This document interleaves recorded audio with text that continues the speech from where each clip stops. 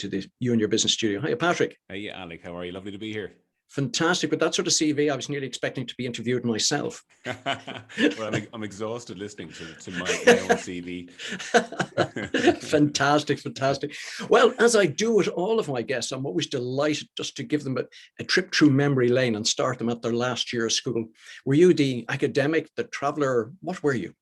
Do you know what? I think I was a bit of a mixed bag, or let's say mixed up kid, Alec. All I knew in my last year of school was that I didn't particularly want to leave school, which is probably something not everyone would say, but I was in a school that I loved with really, really close friends. And it was just a great place to be. So all I knew is I didn't want to go anywhere, but obviously I had to.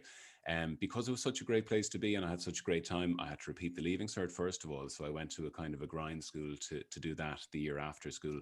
But I was very much directionless. I Right. had no idea. I wasn't one of these great people with a plan who had it all mapped out or they knew they wanted to get into this or whatever. I was completely lost because I always kind of loved a bit of everything. Like I've always loved people. I found people interesting, but I've also kind of been one of these people who just dipped into. I wanted to be, like a chemist one day, and then I wanted to be an artist the next day. All these kind of things. So that probably sums it up. And as a result, I went and studied arts in Trinity. All right. I studied. I don't know why, but I studied French and philosophy. Honestly, do not ask me why. I couldn't even answer it. But it was one of those courses where you have to be you have a lot of time to read. So Right. basically there's about 4 hours of lectures a week, and then the rest of the time is for you to be reading your books and to doing your research and stuff. That kind of setup does not suit me whatsoever. I soon discovered that I need to be busy, I need to have a lot on, I need to be hands-on as well. So I didn't particularly enjoy it, and I left after about a year or a year and a Right. half. And I can't remember how I came across it, but there was just up the road from Trinity, there's a college called Liberties College, which is a All right. PLC college. There may be a different name on it these days, but it was a media production course. And there was something about it that kind of attracted me. And I'd always liked radio. I was that kid who sat in his bed making tapes, pretending he was a DJ and stuff like that. But, Very good. still didn't lead me to do anything professionally about it in the early stages. But I got the course in Liberties College, and I remember I walked in the door, and on the first day, the first half of the day, you were given a little digital recorder and told to go out and do vox pops. You Oh, talk to people on the street and go, what are your thoughts on the latest Ireland manager or whatever. And then there was the second half of the day, I was handed a camera and go out and with a group of 5 people make a short film and just put together a little story. And literally from day one, I was like, okay, I think I'm onto something here. It was just a fantastic. hands-on thing, the creative thing, but not creative in terms of very, airy fairy. It was creative that you could see the results pretty quickly, and you had to work with people, which I've always loved. And I think that was pretty much the start of my journey into radio / podcasting, now just called audio. Wow. Yeah, that's amazing. Fantastic. You were fortunate enough to find something you really loved early on in your life, and didn't have to steer out of it. True, exactly. So it was pretty quick, and I think I was quite fortunate as well, like that the radio industry at the time was really kicking off. It was kind of the early 2000s, All right. and the BAI, the Broadcasting Authority, had given out. How radio works is basically the Broadcasting Authority will say we believe that the people 20 to 30-year-olds in Dublin need to have radio stations. So we're going to issue a license that a number of people can bid for and tell us what they would do with that license. So there was a lot of that happening. And so I did some work around the time in WLR, Waterford Local Radio. Fantastic. One of my first studio experiences with the great late Billy McCarthy, who had that sort of, you get this in local radio a lot, these really fantastic talk shows on from around Sure. 10 to 12 in the morning. And like some of these presenters are geniuses, like they really are, but they're totally unsung beyond the locality, if you know what I mean, because they're heroes within their locality. Right. And Billy McCarthy was one of these guys. He had the kind of, let's say, the common touch of Joe Duffy and the insightful analysis of a Pat Kenny. All right. And Very good. I think he really, even though I knew I loved the whole audio thing, he just sold the whole radio thing and the studio experience. But around that time, Beat 102, 103 opened up, which is a regional station, the first of its kind, covered the 5 counties of the southeast. All right, very And good. I went for it, and luckily I got the job of producing 2 different shows. One was a Wow. sort of a current affairs talk show aimed at sort of 15 to 30-year-olds, and the other was a Sunday night agony aunt show. Would you believe? This is a whole other story. But there was a counselor, a counselor who would counsel young people from all around the southeast region on various issues that young people face. And the thing was, this thing kicked off in a huge way. It was so successful. We would have 500 to 1,000 text messages and Wow. every 2 hours, and so that was an amazing experience. So I was there for around 3 years, and my God, was it busy? Certainly was. Yeah, like even just from doing this show, Alec, how busy it is, and trying to find the right guests, trying to fill that time. And so every day, I would have 2 hours to fill, 2 hours of silence. Basically, you walk in the morning, and there's 2 hours of silence coming at you from the Mm, afternoon. And by 2 o'clock, I had to have 14 to 16 different guests, different features with a mm. mix of stuff Wow, filled. that's relentless. It's relentless. As I mentioned earlier, I like to be busy and I need to be busy. So it suited me from that perspective, but it was a great lesson, early lesson in how relentless and how demanding a daily deadline is. This thing never, you don't have that sort of kickback Friday, or, things, you never have a slow day. No, no, No. no, no. um, Can I ask you a question? I mean, particularly the shows that were more interactive with the audiences. How did you find that, and how was it to manage sort of a large number of people interacting with the shows? Very good question. It was, I suppose you'd nearly divide up all of the interaction into two categories. One was the category that you needed to immediately engage with, because they were they might text in and say, I have this amazing story that I want to tell, or I have this problem that I want advice on, or I have a really interesting point to make on what you're talking about right now. They're the ones you need to pick up the phone to straight away, call them, figure out if they're good talkers, figure out if they're genuine, and very quickly make a decision to put them on air with the presenter, or to write down, or whatever. So you start to, what it does is it teaches you how to judge people in a good way very quickly, because you gotta figure out all this stuff while you're trying to produce a show. But then you'd have the ones who would be in the camp where you contact them later that day, and maybe they're going to require a bit more time, or it's just a case of saying, thanks for getting in touch. We couldn't fit it in this week, but we will next week, or whatever. But you learn an awful lot about people, about the types of people, Oh, you because do. All right, I'd say you do. that's the Yeah, thing. You got like thousands of, thousands or tens of thousands or hundreds of thousands of people listening to your show. And it's a really interesting hands-on way to learn about the people who are listening. And in the same way a politician would say, you need to get out onto the street and you need to press the flesh and meet the people. It's the exact same with radio. You need to talk to people listening to your shows. You need to be able to picture them in your head in order for you to create something that's of value to them. sure. And that's why those outside broadcasts are always really valuable, where the radio show decamps into a local shopping center, or a hotel, or outdoors in a park, or whatever, because you see the people who are listening to your show, and it's so important. It helps you be a better producer and a better presenter. I'd say it helps you also understand the old adage that you can't please all of the people all of the time. Very true, and that's these radio licenses are given out, and and they're like, so basically every day you have to go in. I say on The Last Word, which I Matt Cooper's show on Today FM, which I produced for many years. You'd come in every day, and technically you have to please every 20 to 44-year-old person in the country every day. But obviously, that's not the case. So what you do is try and create a profile of an average listener. And on The Last Word, I always had John in my head. John is 36. He lives in a sort of commuter belt area of one of our big cities, let's say Cork. He drives to work and back. That's why he listens to the Last Word and Ian Dempsey in the morning.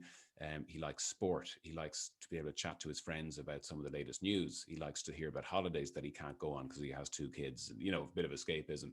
So you create a profile of your listener that you want to reach, and it makes it much easier for me to come in every day and go, would John be interested in this story? Is it relevant to him, interesting to him, rather than looking at a spreadsheet going, or is this relevant to 20 to 44-year-olds Yeah. nationally? So you don't please a lot of people, but hey, you can't. So you gotta focus. Yeah, I mean, it's the way all business should be in terms of understanding your customer. You should be able to picture them and put them into some sort of demographic. I suppose one of the real challenges you have, particularly with something like a Matt Cooper show, is finding the right balance, and particularly on topics where there's a huge, maybe 80-20 divide on it. Yes. Yeah. Well, you're sort of, I think it's one of the reasons why radio in Ireland is so high quality and so healthy that it's tightly regulated from the BAI. So you have to be fair and balanced as a presenter and as a production team. So, if you have a very contentious issue, or the kind of issues that you'd have around discussed in a referendum, like marriage equality, for example, Sure. yeah, you've got some seriously divisive opinions on this, and you've got to make a choice. Well, you have to be balanced, so you have to represent both sides. But you've got a lot of choice in terms of the type of voices you choose to represent both sides. You can go for the heat. You can go for that scrap where you get literally the polar opposite on each side, throw them in a ring together and just let them have it out, which I think was a characteristic of radio for quite some time. But I Sure. have a feeling that's kind of over now, because when you just have heat, you have no light. And I think we now have more of an appetite for people to give their opinions in a more fully formed and less, aggressive nature fashion. So I think more have come to the point where let's get the views of people, but maybe just let them have 20 minutes on their own, and then tomorrow we'll give the other side 20 minutes on their own. Sure. I That know what kind you of people mean. shouting at each other. It was entertaining for a little while, but I don't think we got too much from it, and I think we're moving away from it, thankfully. Yeah, and I think you really then depended on who the person facilitating the show was and their strength of personality. Yeah, I suppose they just have to come at it with the integrity of a proper presenter, and that's that you're there to help your guest share their views and share their opinions and share their story, and you're also there to ask questions on behalf of your audience. You kind of need to take yourself out of the equation, I think, Sure. and it can be hard. You do have to get a balance. People like opinionated presenters. They like a bit of a human in the chair, not just a Mm, robot who asks fair and balanced questions all the time. So there's a real balance there. And I think you do have, it is hard to completely, Matt Cooper is one of the best presenters in the country and one of the most straight down the sure. line, and he's a pure journalist. But there's a few issues that where Matt's down, where he comes to on that Yeah, we end. do. Yeah. And that's important too. Yeah, I think so. But yeah, you've even if you have a little bit of your own opinion, you just gotta focus on listener first and listen to your guest. Yeah. No, that's fantastic. So Matt Cooper's one, but you were on to other shows as well. Tell us a bit more about those. So I was a senior producer on Matt Cooper show for about 12 years, Wow. but I left then to for a company called Vox Pro. I kind of felt after 12 years, the whole digital media thing was starting to explode. And I felt that, you could no longer come in and just be an audio person anymore. You needed to be a copywriter. You needed to understand video, digital analytics, all this kind of stuff. And I felt I didn't understand that. And I needed to force myself to understand it. So I made myself uncomfortable by taking on an excellent job in excellent company called Vox Pro as Right. content editor. Vox Pro is a big outsourcer, kind of customer experience provider, let's say, for some of the big tech companies in Ireland. And I went in to develop the blogs and white papers and the whole content strategy for the company. But I think I must have been missing the studio a little bit, because Hmm. the next show per se I created was called Vox Pro Studios. So basically I said, let's I think Vox Pro has a great video strategy, so we're creating great little videos for people to watch. We're creating great articles and blog posts and reports and all that kind of stuff. But what if people want to listen to Vox Pro as opposed to reading or watching Vox Pro? Sure. So I said, let's create like a kind of a podcast simply being just a way that people can, it's like creating our own radio show that people can listen to on Spotify or Apple for free. And in the same way as we'll say, okay, this thing could work well on video, we'll have little, we can have little interviews with our employees, 5-minute videos. They work great. And we'll do deep dives into customer experience on our blogs. What can we do on audio? What does audio allow us to do that these other media don't allow us to do? And I can get to sort of in a few minutes how a Yes, of podcast, course. like what makes it different and what the opportunities might be for business people and how they should look at it. So we created a series called Vox Pro Studios, where I would interview leaders from the world of customer experience, which is the kind of stuff that the people of Vox Pro wanted to work with, clients and partners. They'd be interested in that stuff. So basically, it was a way of trying to, give value to our target customer, our target client. And, it worked really well. It actually kind of allowed Vox Pro to start conversations with, target companies, for example. Yeah. So let's say they wanted to work with a platform like HubSpot. Well, instead of calling up HubSpot and saying, hey, we're Vox Pro, we want to work with you, and this is our service and our price list, we call up HubSpot and say, hey, we're Vox Pro. We run this great podcast series where we talk to people like you about how great they are customer experience and the delivery of customer service and support. And we'd love you to share your thoughts on it in our series. Now you've opened up a conversation Right. In a non-commercial way. And next thing, HubSpot are now aware of Vox Pro. And so are many other people who find the content valuable and the kind of interviews we're doing. So after about a year, I said, if this works for Vox Pro, it could work for other companies as well. The entrepreneur coming out. Well, yeah. And, because I'd always been interested in business, to be honest with you. I've always been fascinated by entrepreneurs and people who've just sort of gone out and kind of just given it a crack. So I said, sure, why not? And I set up a company called Audiobrand. And the idea is, other companies who, just like Vox Pro, see potential value in creating their own podcast series to achieve certain business goals, well, then I'll help them create that series, because it's very easy to create a podcast, but it's very hard to create a good podcast that people actually want to listen to, because you've got to find that sweet spot between what you as a company want to say and what you want to achieve, and also what people want to hear and what is going to be of value to them. The bit in the middle of the Venn diagram is a good podcast, a good company podcast. So I was lucky enough, in the same way as when I joined radio, the timing was good. My timing was good around the podcasting as well, because podcasting has exploded in the last 3 years. And I'm now producing podcasts for companies like IBEC and EY, CISC, Irish Life, and Musgrave Group, and various others. So it's an interesting time. And you also mentioned that other show. In the meantime, I've been working with Mario Rosenstock as well on radio, and now most recently on our podcast, the Mario Rosenstock podcast. And that should be fun. Producing for Mario and producing for Matt are two very different animals. I would imagine in very so. different ways. I would imagine so. No, it must be a bit of a blast, all right. Yeah. And I wanted to ask you, like, what we've seemed to have in the media sort of gone full circle. So people, from audio into the moving pictures, into video, into digital. And then we seem to be heading back into audio again. Obviously, there's a need for it, but also the challenges for somebody like yourself, because that space is getting more and more crowded with accessibility to technology available, for anybody on the planet these days. Yeah, it's very true. And I think, the old adage is content is king. And it kind of ties into what I said a few minutes ago. It's very easy to make a podcast now, but it's very hard to make a good one. And the cream does rise to the top. And just because anyone can make a podcast doesn't mean everyone should. And what you find is, yes, there's huge competition. And, when you launch a podcast, you are technically up against 2 million other podcast series that people can listen to right at that very moment. However, the interesting thing is, if you drill down, about 30% of that 2 million only have 1 or 2 episodes. So what happened was those people, we call it pod fading, where you go, oh yeah, I'm going to create a podcast series. Sure, everyone's listening to them, and I just have some great stories to tell, or my friends are hilarious. So we'll just buy a mic from Harvey Norman and we'll launch this thing. And they find very quickly after a couple of episodes that it's hard work.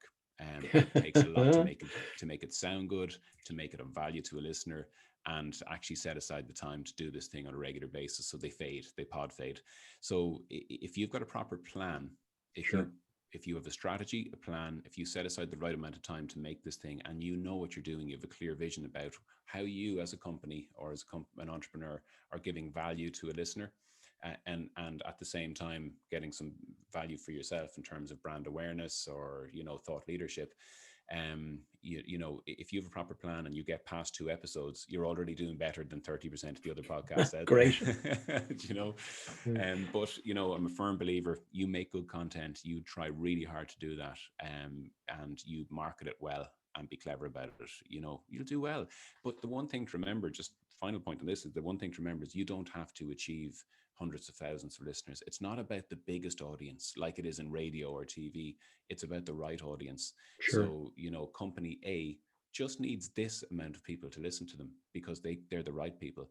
Company B needs this whole other type of people to listen to them. So yes, numbers are nice, but when you're starting a podcast and when you're measuring your podcast, be sure you're measuring all of the right things, not just the size of your audience, because you know, that they can be vanity figures as well, because you might have a huge audience, but you know, what if they're only listening to 5 to 10% of your podcast? You know, that means your podcast isn't good. You're just marketing it well.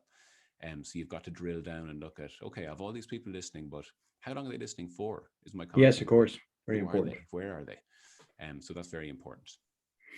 I suppose one of the challenges is everybody wants to talk about their favorite subject, which is themselves and their business and how well they're doing.